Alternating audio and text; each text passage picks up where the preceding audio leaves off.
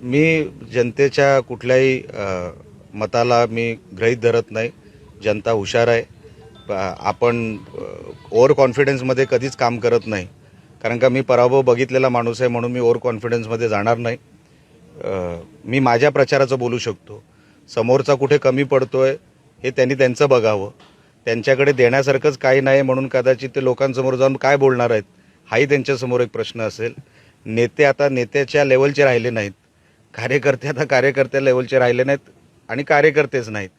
हा सगळा संभ्रम त्यांच्यामध्ये असल्यामुळे नेमकं त्यांना निवडणूक जबरदस्तीने कदाचित लढवावी लागते, कारण का 5 वर्षानंतरचा कालावधी किंवा 8 वर्षानंतरचा कालावधी हा कॉल झाला होता, म्हणून त्यांना ते निवडणुकीला सामोरं जावं लागतंय. पण ते काय करतायत त्याच्यावरती माझं लक्ष नाही.